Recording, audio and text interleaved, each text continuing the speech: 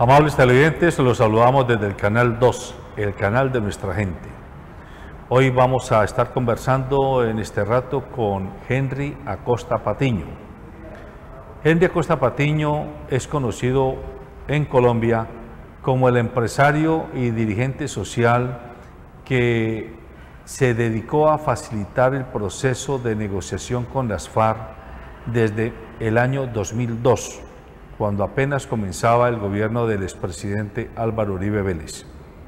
Finalmente, después de muchos años, en el 2016 el gobierno nacional, encabezado por Juan Manuel Santos, suscribió el acuerdo que le dio fin al conflicto interno entre las FARC y el gobierno nacional, el Estado colombiano.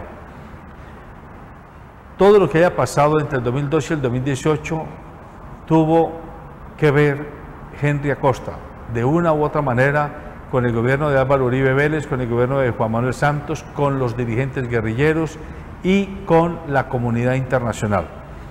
Le hemos pedido que acepte esta invitación para apoyarnos en su propia reflexión, para escuchar a alguien que estuvo adentro del proceso, el cómo lo ve en retrospectiva y cómo lo ve en perspectiva. Y por esa razón vamos a conversar con él sobre estos temas. Henry, agradeciéndole que haya aceptado esta entrevista, quiero preguntarle si usted se pudiera devolver en el tiempo al 2002, que es cuando comenzaron sus primeros contactos y su primer trabajo de facilitador, ¿usted volvería a recorrer ese camino de 16 años que recorrió? Sí, digamos sí, teóricamente. ¿Por qué digo teóricamente? Pues fue los resultados, uno se mide uno mismo y si uno es gerente de una empresa, mide la gente de uno por los resultados. Sí, fue un magnífico resultado. Fue la terminación del conflicto interno armado, según el DIH, más antiguo del mundo. Aunque hay uno más antiguo, que es el de los israelitas versus los palestinos. Esos vienen de antes de Jesucristo. Pero ya llevaba 55 años y se terminó, se desarmó la guerrilla o la insurgencia más antigua del mundo, más numerosa, las FARC-EP. Ya no hay la cantidad de muertos que habían tanto de lado y lado, de las fuerzas militares, civiles, la insurgencia, aunque ha habido una matazón, digámoslo así, de dirigentes sociales que está preocupando demasiado y puede complicar mucho.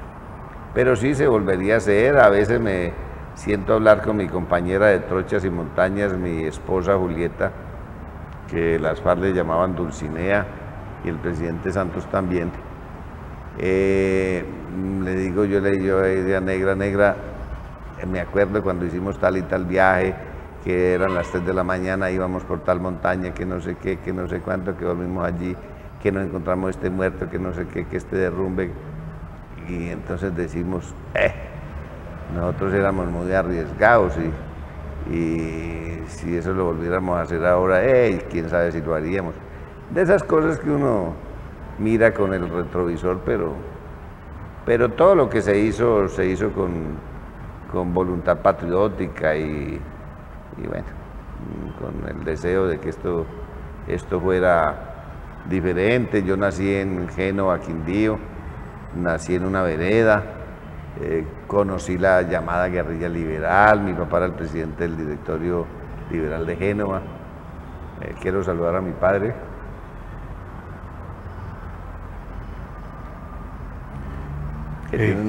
Que tiene 93 años, está vive aquí en Cali y se defiende, vive solo.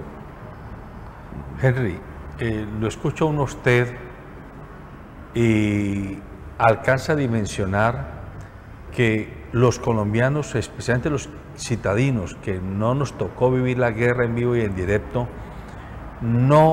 nunca comprendimos el alcance de esa gesta que se propusieron muchas personas como usted, como funcionarios, como políticos, empresarios y dirigentes internacionales.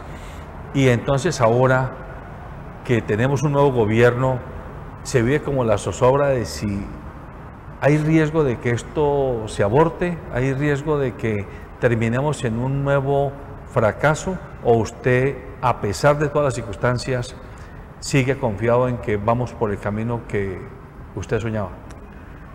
Alberto, hay riesgo y riesgo serio. Voy a explicar. Hay dos situaciones del proceso de paz bastante complicadas, no muy conocidas. La gente mira lo de la justicia transicional, que también sería como el tercero, pero lo que ha originado las dificultades que hay son, lo primero, la dejación de armas. En el pleno que hubo de las FARC en enero del año 2015, en La Habana, que fue cuando el presidente Santos facilitó que hubiera un pleno en La Habana, que viajaron gente como el Paisa Oscar, como Fabián Ramírez, Kunta Kinte, es decir, varios comandantes legendarios de las FARC. Y cuando viajaron a La Habana, era un pleno para autorizar a la delegación de las FARC para que firmara el acuerdo final. En ese pleno, todos, los comandantes de frente y columna, es decir, aquellos que no eran secretariado, que no eran Estado Mayor, bueno, que no eran delegación, dijeron que la dejación de las armas tenía que ser paso a paso, tipo lo que hizo el IRA en Irlanda, es decir, dejar las armas en manos de una comisión internacional.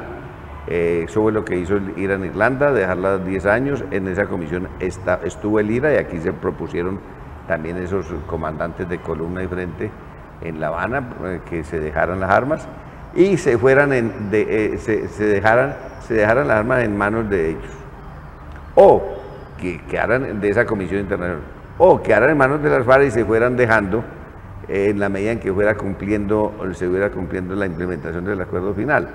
Por ejemplo, si el acuerdo se cumplía al 10%, entregaban el 10% de las armas, el 20% entregaban el 20%.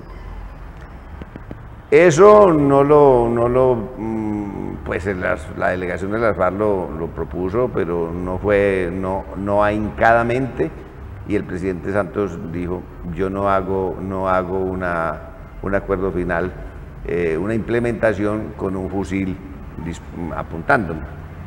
Pero eso es el origen de las dificultades que después ahora se han visto entre el Paisa Oscar, Romaña, bueno, hay como 6 o 7, Gentil Duarte, que tiene, en ese momento tiene 1.500 hombres. Ese es el único grupo disidente, pero son un grupo de 1.500. Ese era el comandante del Frente Primero. Él fue a La Habana también y dijo eso. Entonces ese asunto de la dejación de armas es crítico, pero bastante crítico. Y se lo reclaman al Estado Mayor de las FARC y a la delegación y al secretariado. Ustedes, voy a decirlo en mi lenguaje, yo soy quindiano, se bajaron los calzones y se apuraron a firmar el acuerdo final porque querían era un partido y ser políticos. Pero lo importante era esto, asegurarnos de la implementación, decían ellos, y lo siguen diciendo. El otro punto es la reincorporación social y económica de los excombatientes. El presidente Santos no aceptó, a pesar de que quedó en el acuerdo final, a pesar de que me pidió que propusiera una manera de reincorporarse, entonces yo le propuse el esquema cooperativo, el sistema cooperativo, un documento de 178 páginas que ahí está, se lo entregué a él y a la delegación de las FARC, cooperativismo. Se quedaban en el sector rural como cooperativas agrícolas o pecuarias, unidos trabajando. El presidente Santos me dijo: Henry, yo no voy a apoyar la oposición. Primera vez que lo digo en público. Me dijo varias veces: no voy a apoyar la oposición. Y el presidente: ¿cómo así que la oposición? Si son 13.600 excombatientes, póngale con familias y algunos que los apoyen, póngale 100.000, póngale 200.000, que no son, porque yo en la elección me sacaron 50.000 votos. Póngale eso. Cualquier democracia necesita la oposición, presidente. Y es más, usted los deja en cooperativas, son 26 zonas federales. Yo le hice el cálculo, eso no valía más de 300 millones de dólares, no valía. Hice todo el cálculo con detalles. ¿Cuánto valía? Y el presidente, 300 millones de dólares para dejar este país efectivamente con la gente que no se rearme y todo eso. Usted les monta un círculo militar a cada zona, a cada cooperativa de esas, cada zona veredal, con dos objetivos. Le dije, presidente, que no entren a matarlos o a hacerles daño porque ellos quedan desarmados, y segundo, que ellos tampoco se salgan a hacer fechorías. Dijo, no, Henry, yo no hago eso porque eso lo podría hacer 1 o 2 años y después ellos quedan organizados y como políticos, no, yo no lo hago. Entonces, él lo está viendo, puede ver este programa o se lo pueden pasar, él sabe que es cierto lo que hablamos. Entonces, el asunto de la no reincorporación... Perdóneme, Henry, pero eso que usted está diciendo es muy grave, porque desdice de toda la vocación de paz que uno presumía que había en Juan Manuel Santos, porque era como decir, yo quiero negociar simplemente para quitarte las armas y hacerte a un lado. Claro, claro, Alberto, es que depende de cómo uno llame paz. Muchos ciudadanos que no son de un lado o del otro, dicen, lo importante es que esos tipos dejaron el fusil y dejaron de joder, ¿cierto? Dicho así coloquialmente, bajaron las armas. Claro, ¿qué era la paz? Firmar el acuerdo final, que ellos dejaron las armas, y como yo le decía a la gente de las FARC en La Habana, decía, y va a ser eso, yo les decía, va para allá, ustedes firman el acuerdo final, dejen las armas y bajen el letrero de las FARC. Ni siquiera el letrero de las FARC lo bajó porque se siguieron llamando FARC, que traduce otra cosa, pero la sigla es la misma. Entonces, la no reincorporación, ¿qué ocasionó, Alberto? Y a los que están viendo y oyendo, ¿qué ocasionó? Que ellos se salieron, como no recibieron ni siquiera los 8 millones de pesos individuales que quedó en el acuerdo final que les iban a dar para la reincorporación, no los recibieron. Cualquiera dice, como yo decía, con 8 millones de pesos uno no monta ni siquiera una venta de frunas en un semáforo, pero ellos hacían cálculos y me decían muchos, me decían, Henry, 8 millones individuales no, pero 200 excombatientes, 2 por 8, 16, 1.600 millones de pesos, con 1.600 millones de pesos, si nos dan las tierras, no nos las regalen, no, alquílelas o denlas en comodato por 10 años, nosotros sembramos y vivimos de eso, nosotros vivimos con 1.600, sembramos y la fuerza de trabajo nadie va, porque era propiedad colectiva y producción colectiva, es decir, no habían salarios. Iban a seguir viviendo más o menos como vivían en la guerrilla, que todos comían de la misma olla, no les pagaban y les bebían todas esas cosas. Entonces, no se hizo la reincorporación. Como no se hizo, entonces yo le decía al presidente Santos, presidente, no los llame grupos disidentes, llame los grupos de sobrevivencia, porque como usted no la hizo, presidente, él sabe, y repito, él puede ver este programa, él sabe que lo dije varias veces. Entonces salieron a sobrevivir, a hacer lo que han hecho. Extorsionar, secuestrar, cobrar el impuesto de la coca, de la minería, de los que tienen ganado, de los no sé qué, y ahí están. Entonces, unos con bandera ideológica, otros solamente sobrevivencia, y a eso se le juntaron campesinos, que tampoco tenían de qué vivir, delincuencia común, todo eso se ha juntado mucha gente. Entonces, quiero repetir, el único grupo realmente disidente es el de Gentil Duarte, que es un grupo inmenso, son más de 1.500 hombres en este momento, acompañados como por ahí 6 o 7 que fueron comandantes de columnas de frente. Y el paisa Oscar y Romaña, que están fuera de donde estaban, y Iván Márquez. Es decir, la cosa está complicada, y si se le junta eso, la posibilidad jurídica, que yo creo en eso, yo creo que eso va a ser así, la posibilidad jurídica de que extraditen a Jesús Santrich. Extraditado a Jesús Santrich, la guerrillerada, toda, comandantes y base, va a decir, no nos van a cumplir, nos van a mandar para el exterior, o nos van a juzgar la justicia ordinaria, ya no la JEP. Si a eso se le suma lo que acaba de proponer Macías, el presidente del Congreso, de constituyente, ¿qué es lo que están ya especulando, con razón o sin ella? Lo que quieren es que esa constituyente acabe con la JEP, se reviva el articulito aquel que posibilita la reelección de presidentes y entonces Uribe vuelve y bueno, entonces comienzan a especular, pero básicamente lo de la JEP. Entonces acaba lo de la JEP, todos para justicia ordinaria, no solamente ellos, sino militares, empresarios y todo eso, entonces ahí se fregó la cosa. Es decir, el resumen de para dónde va esto es no oscuro, pero sí estamos en la penumbra vaga. Bueno, pero a ver, usted ha dicho cosas que son muy delicadas a mi juicio. La primera, que al interior de la misma comandancia de las FARC y de la guerrillerada hubo como una especie de discusión interna porque acusaban a los dirigentes de que ellos querían simplemente salir a hacer política y un poco por eso el afán de entregar las armas sin cuidar la base guerrillera.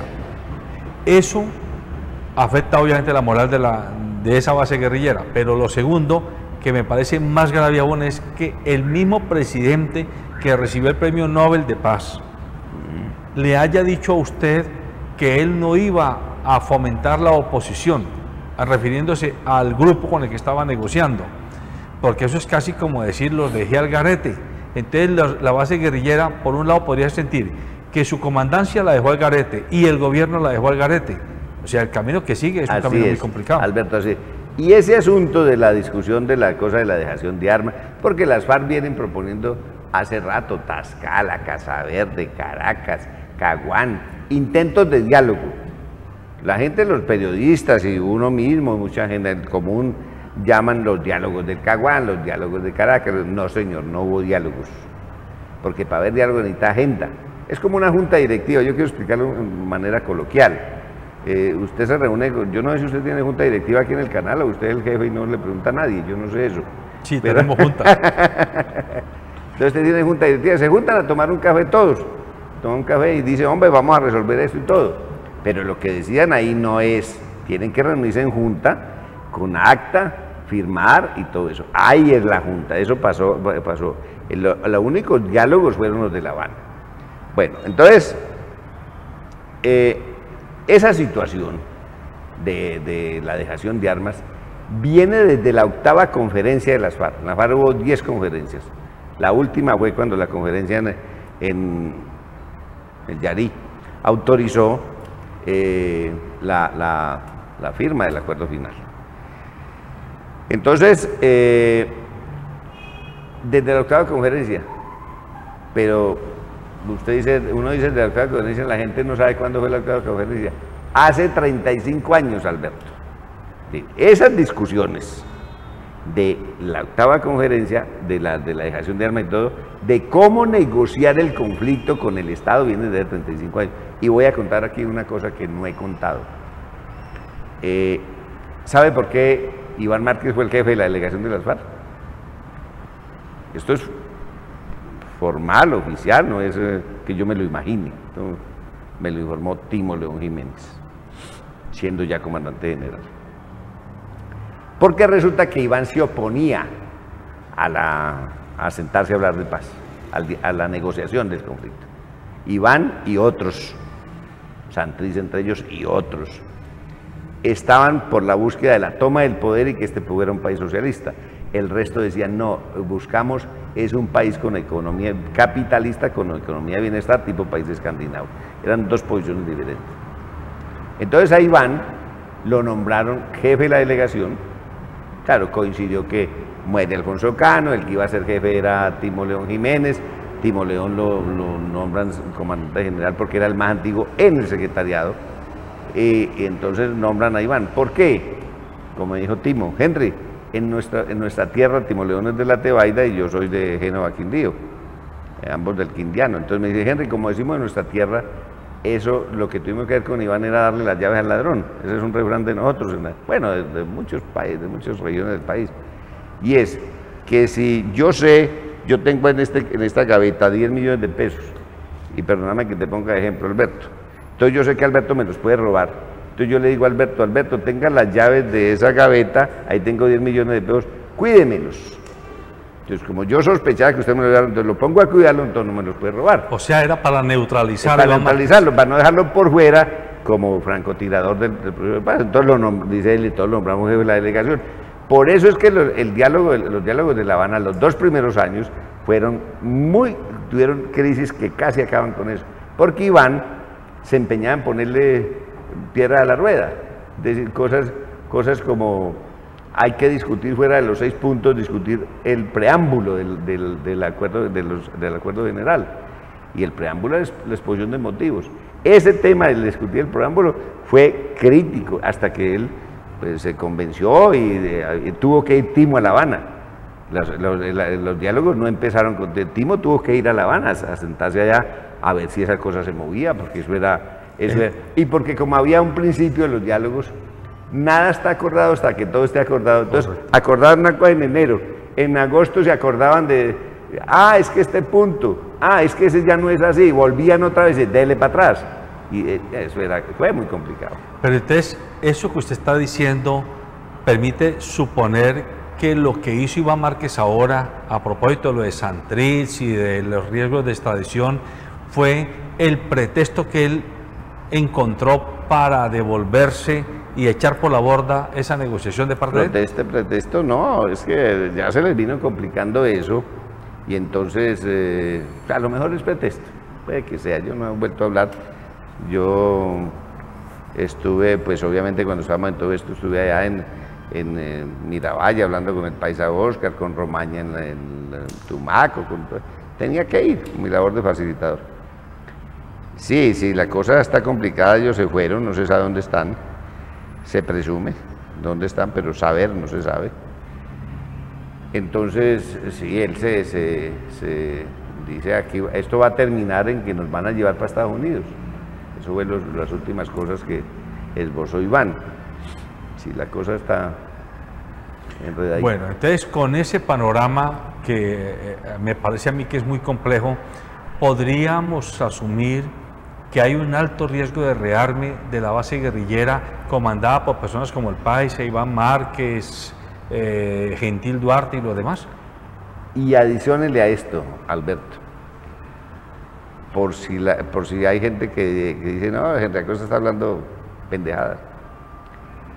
Si de pronto llegan a invadir Venezuela, ya no hay rearme de los disidentes y de los que no estuvieron de acuerdo con la dejación de armas y porque no se preocuparon por la reincorporación, no, ya se juntan y dele a defender a Venezuela. Les recuerdo esto, en las preparatorias que fueron súper secretas, fueron 4 reuniones, ahí empezó, eso fueron en el año 2011.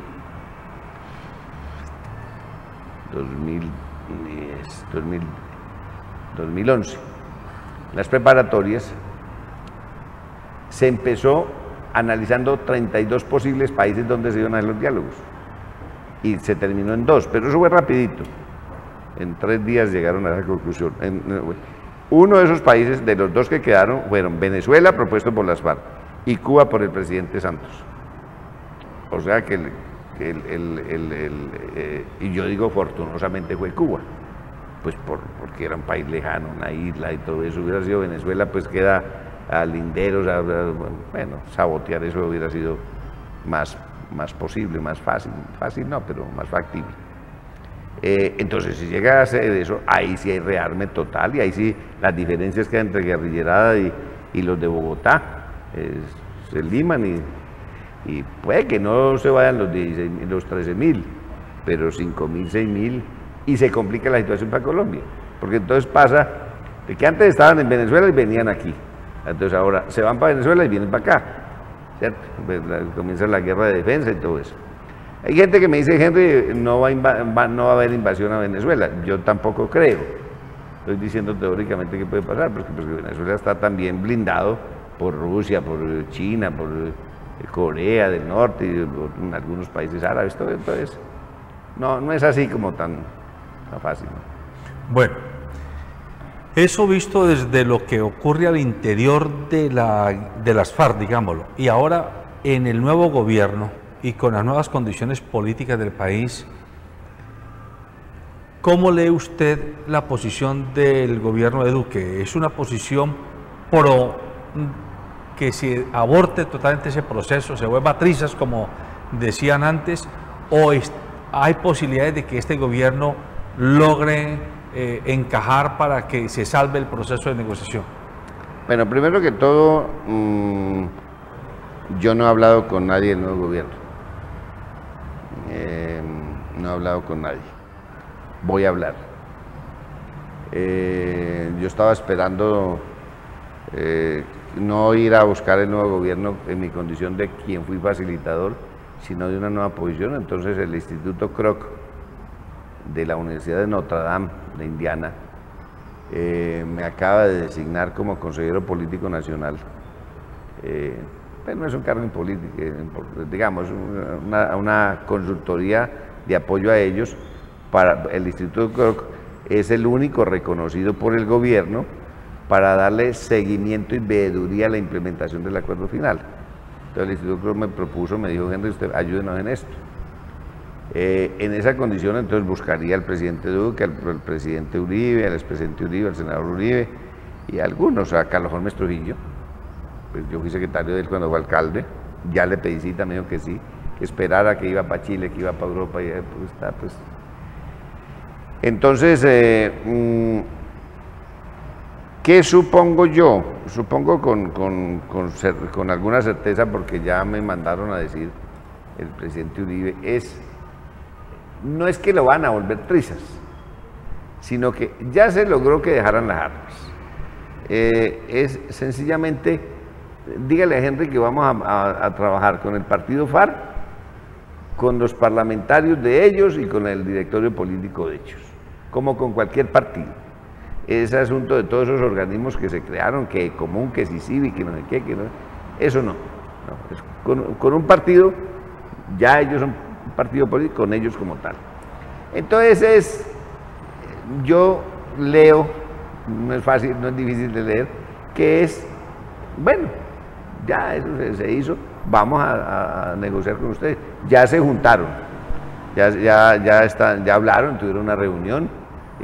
Pablo Catatumbo me contaba, el senador Pablo Catatumbo, bueno, ya hay que decirle así, me decía: Henry, ya nos sentamos ahí, y ya senador Uribe, es que tal cosa, en la posición de nosotros, senador Catatumbo, es que tal cosa, y dijo muy respetuoso, nada de halagos ni de nada, pero tampoco grosería ni nada de eso. Y fueron largos, una reunión como de 3 horas, no solamente con Uribe, no, era una reunión con varios partidos políticos, que salieron en los medios de comunicación y todo eso. Pero ahí van caminando como partido. Entonces, pues me falta hablar con ellos, a ver. El problema de la reincorporación, Alberto, es que a mí me dice, yo veo en los medios de comunicación que la reincorporación, sí que hay proyectos, pero hay proyectos de poner unas matas de café como pasa en la Elvira, unas maticas de café que vienen allá a producir. Pero pues de eso no se vive, y menos, allá habían 350 guerrilleros, ¿sabe cuánto hay ahora? 30. Ni siquiera 30. Es decir, usted no alcanza a ver una placita de café. Con una placita de café no vive ni siquiera un matrimonio campesino. Entonces, la cosa no está fácil. ¿Y la comunidad internacional tiene alguna posibilidad de presionar, de incidir en que el gobierno no aborte este proceso? Porque es que a mí me parece que esto sería otros 100 años de soledad, si fracasa todo. Sí, hay posiciones, pero por ejemplo, la Unión Europea, yo hablo con Patricia Lombard, la embajadora de la Unión Europea, el próximo 23 de noviembre tengo cita con Paco García, el jefe de la cooperación de la Unión Europea con la implementación. Pero ellos, ¿qué están haciendo? Me dijeron, Patricia Lombard me dijo: Henry, nosotros vamos a apoyar proyectos de desarrollo rural integral. Si ahí van excombatientes como campesinos, van.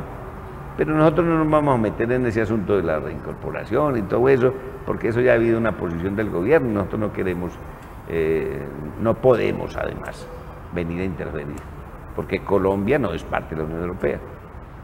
Entonces, y los Estados Unidos de Norteamérica y Canadá tampoco, porque resulta que ellos sí mantienen a las FARC como terroristas y le mantienen la condición de solicitarlos en extradición.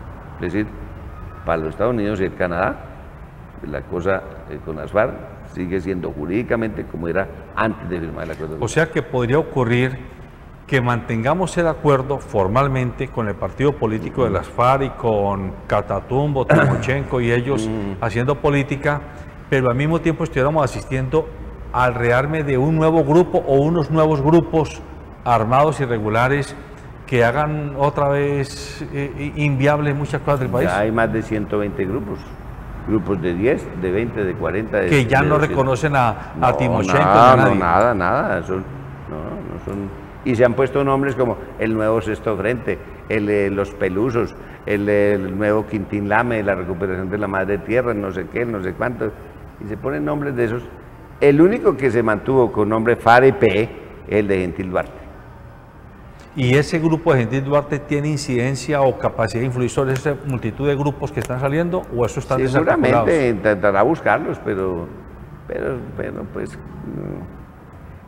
bueno, y el de Gentil también tiene nuevos gente que se le incorporó de las comunidades, y no todos son excombatientes. Cuando dije 1500, qué bueno que me hubiera acordado de eso para aclararlo. No es que sean 1500 excombatientes, no. Hay excombatientes y de campesinos y gente que dijo, bueno, yo me junto ahí porque no tengo que vivir, básicamente eso. Pero entonces todo ese panorama, así como usted me lo muestra, Henry, le haría pensar a uno que es un mensaje complicadísimo para las bases del ELN y para la dirigencia del ELN. Ah, no, con los del ELN. Yo fui a hablar con ellos, el presidente Santos ese sería para otro programa, porque es una historia larga. El presidente Santos me mandó, yo fui a hablar con ellos, vía las FARC, y no, el resumen es que ahí no hay nada. Ahí no hay nada. Ellos para resumir de acuerdo a todo lo que he dicho anteriormente, ellos están buscando la toma del país y que este sea un país socialista. No, bájense de ese bus, que son países socialistas en el mundo, ya no existirán. Hace mucho rato no existirán. Ni siquiera China. No, ya eso no. Que es el nuevo poder. Vea, este teléfono que es iPhone es producido en la China. Seguramente las cámaras también.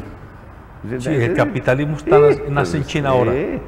Esa es una mezcla que yo invito a los mamertos a que analicen, debieron analizar cómo un país que se dice comunista, con régimen político comunista, tiene estructura económica capitalista. Así es. Y que parece que eso es lo mismo que está queriendo copiar Corea del Norte ahora. No ve que la Unión Soviética se disolvió y toda esa cosa, y Corea del Norte va para allá. Bueno, entonces... Y Cuba. Y Cuba, que ya comenzó, ya está... que apenas Raúl vaya a la eternidad... Al mausoleo. Ahí mismo nombraron el que va a hacer eso.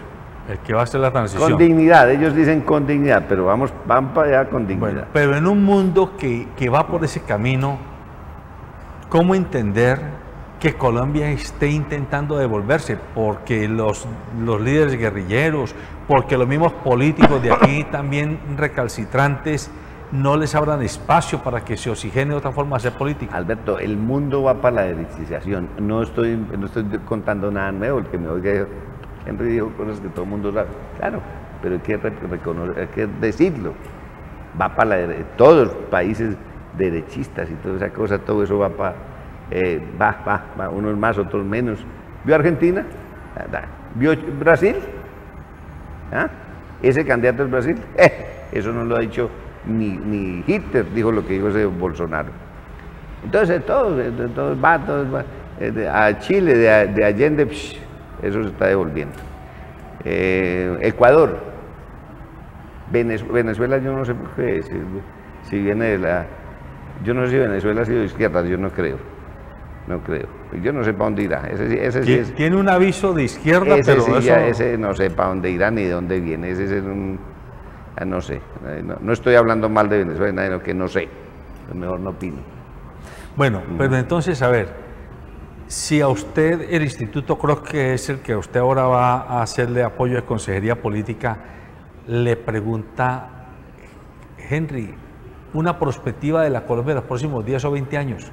¿Qué dice usted? No me va a preguntar, eso no es el papel. Bueno, se lo preguntamos nosotros, pues, con su experiencia, con esa radiografía que tiene, ¿qué escenario le ve a la Colombia de los próximos 10 o 20 años? Es difícil, ¿no? Para escribir otro libro y para 10 programas de televisión. No, la cosa muy complicada, es decir, este gobierno, el próximo, el que venga, los 3 próximos, tienen que entender, aprovechar ese acuerdo final y llevar con dignidad a los jóvenes combatientes a que se asienten, a que de pronto se hagan proyectos importantes de reincorporación. El presidente Santos me dijo en junio de este año: Henry, hágame un proyecto por cada bloque. Bloque es los de las FARC, eran 5. Un proyecto grande de reincorporación que sea modelo. Y no, presidente, yo no me le mido a eso, porque si yo a decirle a los que están armados, dejen las armas y créanme, y vénganse para acá que vamos a hacer un proyecto. De no, eso no, presidente, no. Eso no. Hay ejemplos de por qué no. Yo lo veo mirando el reloj, entonces veo que no hay tiempo. No, tenemos tiempo, no se preocupe. Bueno.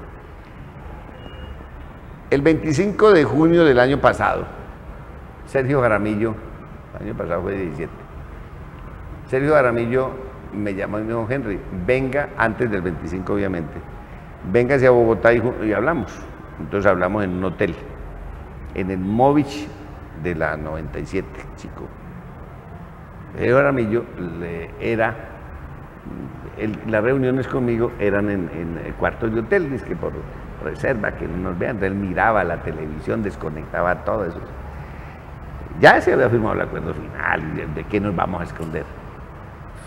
Entonces, pero bueno, entonces nos sentamos ahí y me dice: Henry, el presidente Santos te manda a decir que elabores un proyecto de reincorporación que tenga siquiera 5 veces el número de campesinos o indígenas o afros, 5 veces el número de excombatientes. O sea, de 55.000, de 60.000 personas. No, era un proyecto en una zona veredal. Ah, ya. Y hágalo para la Elvira, porque hasta Catatumbo. Y usted lo ejecuta. Usted tiene una fundación, usted lo ejecuta. Y lo hace, me lo manda y buscamos la plata en la Unión Europea. Entonces yo me vine, eran como las 6 de la tarde. Por cierto que de ahí salimos a la residencia del embajador de Noruega, porque era la despedida de una de las colaboradoras de la embajada. Ya estaban las FARC, estaba todo. Allí, bueno, entonces yo me vine a Cali y subí a la Elvira y le dije a Walter Mendoza y a Pacho Quinto, que Pacho Quinto era el comandante había sido el comandante de la Ricardo Céspedes, que agrupaba 350 guerrilleros, que eran los que estaban ahí, en la Elvira. Y hombre, me pasó esto y esto y esto, reunamos los guerrilleros, les contamos. Y Walter Mendoza, con muy sano criterio, me dijo: no, Henry, porque de pronto no nos cumplen, quedamos una expectativa y usted y yo y Pacho nos tenemos que esconder quién sabe dónde.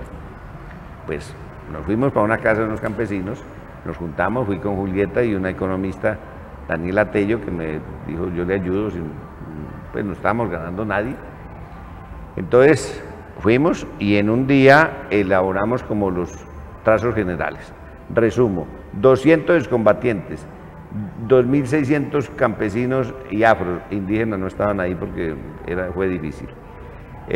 400 hectáreas de tierra, 200 casas, unos proyectos, unas 3 máquinas, un tractor y otras cosas. Bueno, en resumen, eso, yo me vine con eso, hice los cálculos, todo. Era un proyecto para 5 años, eso valía $10.800.000. Por eso es que hice la cuenta. Eso era para los guerrilleros que habían en ese momento, es guerrilleros. Si eso se hubiera hecho para los 26 zonas veredales, sume, eso no da $300 millones.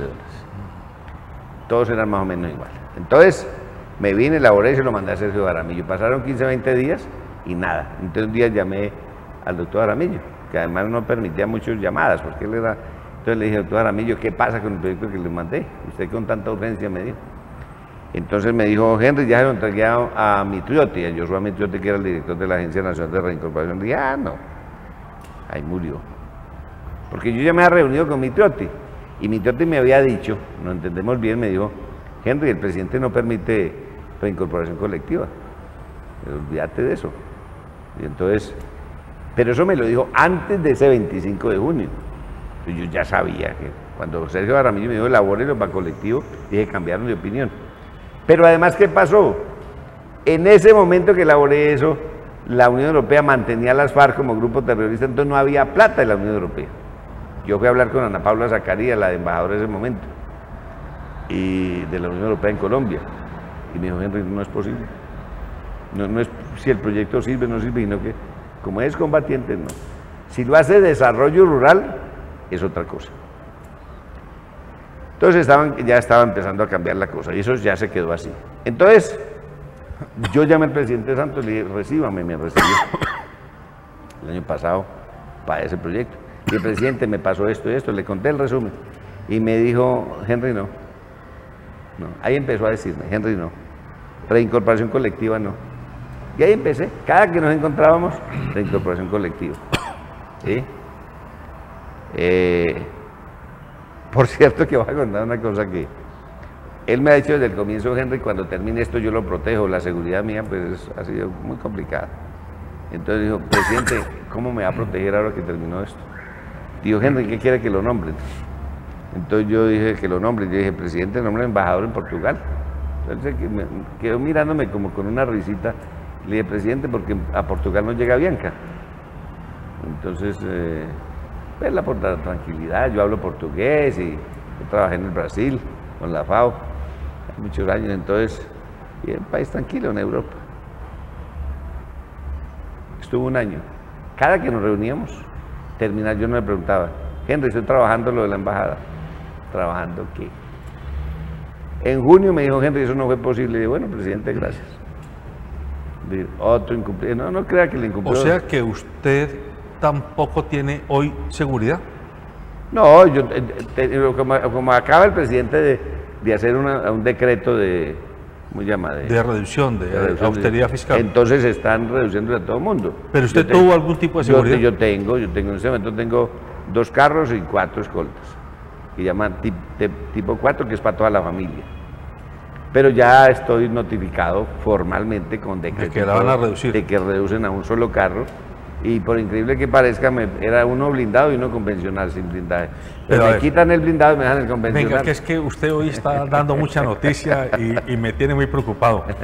Primero, y me corrige si no estoy interpretando bien, primero ha dicho que el presidente Santos, el que fue Nobel de Paz, dijo, yo no le voy a organizar la oposición. Me lo dijo varias veces. Se lo dijo varias veces. Bueno. Pero segundo, me parece todavía más grave, y es que se entendía que en el acuerdo se hablaba de las zonas de reintegración y de reincorporación, que se supone por definición son colectivas, sí, y que la única fórmula era que esa gente colectivamente tuviera proyectos productivos. Que él dijera que no era una contradicción esencial, porque entonces ya quería era que individualmente cada uno resolviera el problema. Claro, sí, así es.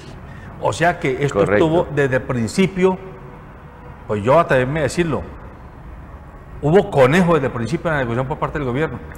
Sí, el conejo llamado, usted lo que hacía, para que hacía una cantina y, sí, pero salía corriendo. Correcto, aquí el gobierno la cobró barata, para decirlo, sí, para ganarse su Nobel. Sí. ¿Sí?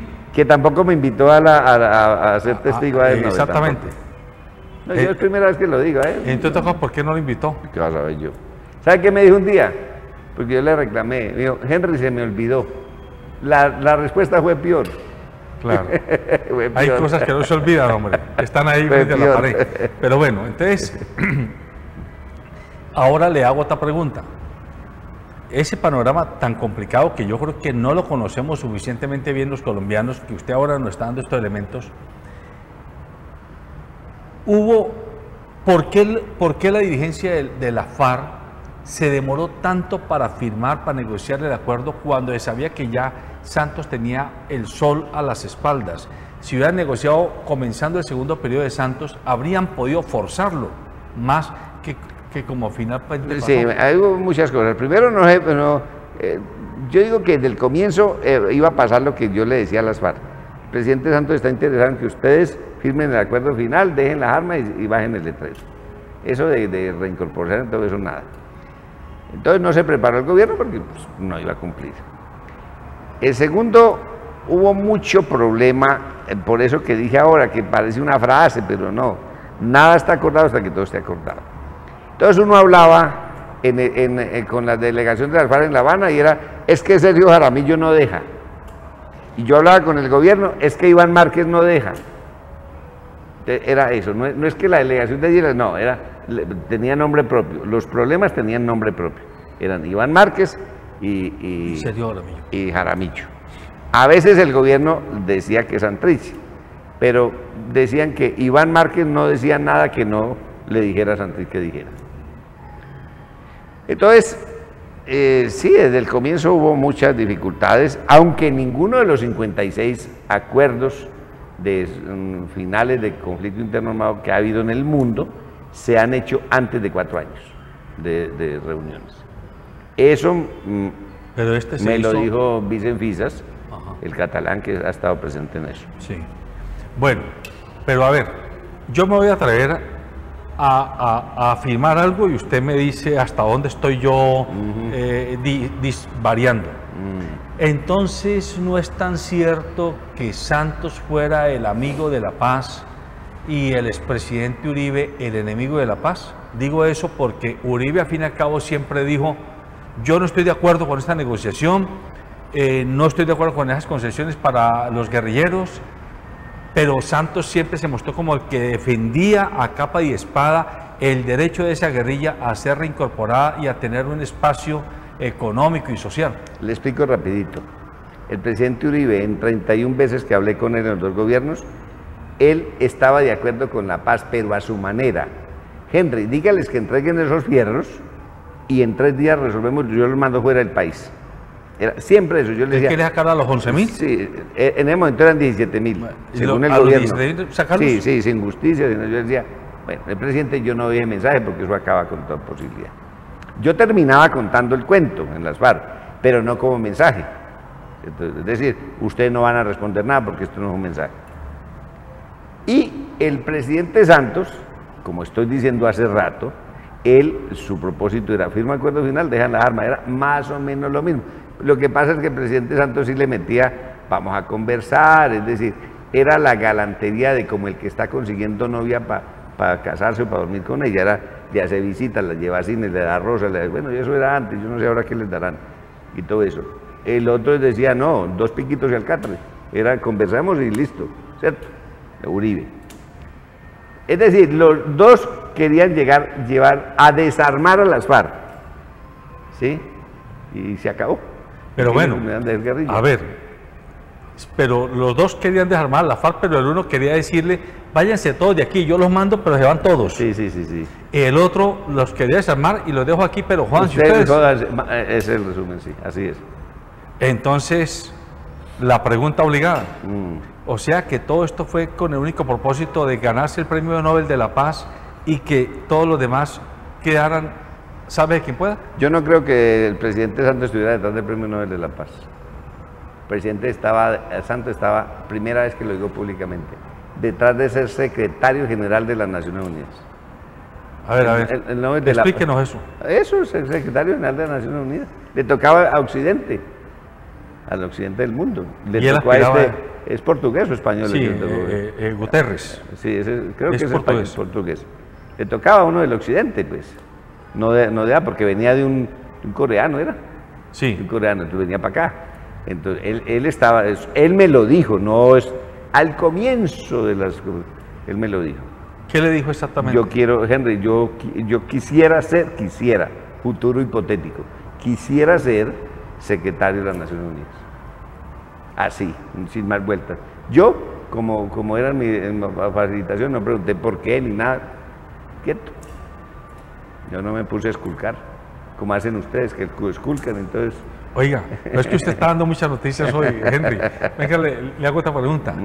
Entonces, con todo ese caminar tan sinuoso que había por parte del gobierno frente a la contraparte que era la guerrilla, hubo un ala de la guerrilla que forzó a toda costa la negociación. Me refiero a Timochenko, a Catatumbo, a Pastor Alape. Sí, ellos y sí están no divididos, pero hay un Iván Márquez, un Joaquín Gómez, un Santrich, un Bertulfo, gente del secretariado y el Estado Mayor, opuesto a otros que decían no, nosotros somos serios, nos sentamos a negociar, nosotros no es que no vamos a negociar, no nos vamos a entregar, vamos a... Y ahora muchos de los comandantes que yo me encuentro con ellos en la búsqueda de proyectos sociales para el campesino, dice Henry, qué vaina nos entregamos. Sí, el resumen. O sea que si nos volvemos a las palabras históricas de Tiro Fijo, entiendo Ajá. que Tiro Fijo siempre dijo las armas serán lo último. Sí, señor, y la citan. Qué bueno que lo haya recordado. Si usted es como que es fariano. Estudioso. Mi papel es que tengo que estudiar. Sí, ellos Pero lo citan. recuerde eso. Sí, ellos lo citan. El camarada Manuel decía, las armas son lo que te acabas de decir, nuestra garantía o Sí, seguridad. la única garantía. Sí. Lo que ellos propusieron en el pleno del 15. Esto no se pueden dejar las armas, las dejamos, quedamos en pelota. Hacen con nosotros lo que quieran. ¿Qué es lo que está pasando ahora? Es lo que está pasando. Ahora vayamos a casos más específicos. Santrich, ¿usted cree que lo van a extraditar? Yo sí creo, creo porque es un creo jurídico. Porque el gobierno colombiano lo único que tiene la posibilidad legal es de examinar la parte de trámite de procedimiento, pero no las pruebas. Ese asunto de que manden las pruebas, es que no lo está pidiendo el gobierno de Estados Unidos, no, un juzgado de Estados Unidos. Claro, lo pide a través de la Secretaría de Estado, pero es un juzgado de Estados Unidos, donde fue Marlon Marín, el sobrino de Iván, que durante 2 años estuvo con la DEA, no estuvo tomando tinto, estuvo contando seguramente cosas ciertas, seguramente cosas que se imaginaba o falsos positivos, es decir, cosas que suponía, pero de todas maneras eso va, y a uno cuando lo llevan a un juzgado, no lo llevan a condenarlo, lo llevan a investigarlo, ¿cierto? Lo juzgan y dicen, listo, no, aquí no hubo pruebas, vuelva para Colombia, pero lo está pidiendo un juzgado. Yo digo que ahí no hay... a mí me decía un antiguo miembro del secretariado, Henry, eso puede ser así, pero Estados Unidos no es tan torpe como para hacerlo, porque sabe que se llevan a Santrich, entonces aquí hay rearme. Entonces yo le digo, usted sabe lo que le interesa a Estados Unidos, que rearme de quiénes, ya le han hecho análisis a ustedes y todo eso. No, es que no. Es decir, la cosa, Santrich es el punto de quiebre. Es el punto de quiebre. Usted dice que no depende del gobierno colombiano. O sea, si le entiendo bien... No, sí depende, sí, claro. Sí depende. Claro, ¿de quién termina? Vea, JEP analiza si eso fue antes del 1 de diciembre de 2016 o no. Pero es discrecional del gobierno. Y Corte Suprema analiza el procedimiento, dice, sí, esto tiene el procedimiento que es. Es el presidente de la República el que termina diciendo, sí, extradite, porque el presidente puede decir, no, correcto, aquí esto está, lo pidieron, pero no lo extraditamos. Y su hipótesis es que Iván Duque lo va a extraditar. Y, no, ya lo dijo, lo ha dicho, y allá fue a Europa a decir, autoriza a Corte Suprema y yo lo extradito. Está en las declaraciones, no, este periodista pues que leí. Oiga, pero es que es muy complicado el panorama que usted está vendiendo. Mejor dicho, estoy tratando de imaginar... ¿Estás pensando para qué país se va a ir a vivir? Yo también. No, más o menos estoy pensando que un gobierno que habla del turismo, de la economía naranja, el turismo requiere la seguridad, requiere la paz territorial como condición sine qua non, y como un gobierno que sabe, porque ellos tontos no son, pueda que sean cualquier otra cosa, pero tontos no son los gobernantes y los políticos. ¿Cómo no entender que si se quiere que el país tenga una cierta mejoría en su escenario internacional, van a dejar que esto vuelva a llenarse de guerra? Vea, Alberto, ¿O es que soy muy ¿sabe ingenuo? qué me dicen fuerzas militares y FARC? Henry, usted andaba por las montañas de Colombia, mucho cuidado. No, cuando vaya nos dice si puede y por dónde se va y todas las cosas. Hoy mismo. Hoy estoy hablando. Yo, por ejemplo, tengo que ir a La Plata, Huila. Entonces me dicen, Henry, vaya por Puracé. Me dicen, vaya para que conozca una tal cosa, un proyecto. Y yo, no, yo me voy por INSA. ¿Sabe qué hice una vez que estoy en La Plata? Me vine por Ibagué. 16 horas me gasté y por aquí son 3 horas y media. por razones de seguridad. Por razones de seguridad. Bueno, a propósito, los militares, cuando llegó Iván Duque se suponía, porque como este Macías casi que le ordenó en la posesión que tenía que cambiar la cúpula militar, uno esperaba que saliera Alberto Mejía, el comandante de las fuerzas militares, y su Estado Mayor, pero no. ¿Cómo leer eso? No soy capaz de... Lo que diga es especulación. Uno puede pensar, no, hombre, lo va a hacer, pero de aquí a poquito, que no, poco a poco, que no vaya a crear problemas, pero no sé, pero todos cambian. Es decir, como hay un refrán, yo no me acuerdo bien, que es que cada torero torea con su cuadrilla. Cuadrilla pues es los que le ayudan en la plaza de toros. Y eso es así. Usted está aquí, bueno, usted no va a vender esto porque usted es el dueño, una vez me contaste, hasta que muera, ¿cómo se llama eso? Vitalicio. Pero si fuera un gerente normalito, entonces viene otro y entonces el señor que está allí, que nos está firmando que no, usted ya no, trae otro nuevo y trae el de allí, el que está allá, no sé qué, el de allí, la secretaria, y trae su gente de confianza. Puede que no nos cambie a todos, pero cambia a unos. Así es, en todas partes. Con ese panorama, ya cerrando esta entrevista, que usted me ha logrado dejar muy nervioso, le quiero decir, Henry, pero cerrando esta entrevista, estos 4 años del gobierno Duque, ¿qué? ¿Cómo los prevé usted? ¿Qué va a pasar? Pues hombre, ya dije todo lo que espero que no pase. Espero que no pase todo lo que se dice. Hay un problema, hay dos cosas que son, yo los llamo el huevo roto, que son cosas que ya no tienen solución. La dejación de armas, que se hizo como no querían los de los frentes y columnas, y la reincorporación, que no se hizo. Se fueron a las armas.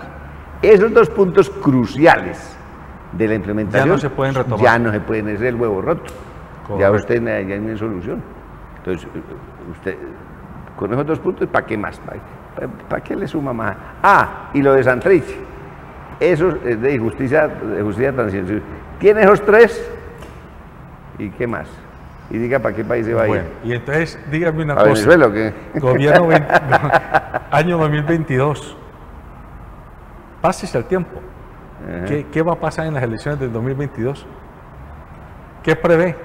Uribe. ¿Verdad? O sea que la constituyente es un hecho.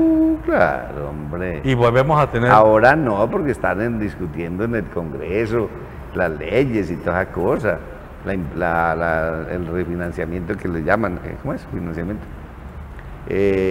Pero apenas pase todo eso, pues claro, hombre. Y hay muchos que la piden. ¿Cuántas veces no la pidió Iván Márquez? ¿Cuántas veces desde La Habana no pedía constituyente? Iván Cepeda. Lo que pasa es que ahora uno ve, no, así no es. No, es decir, si la hagamos, pero no como dicen ustedes, sino ¿cómo?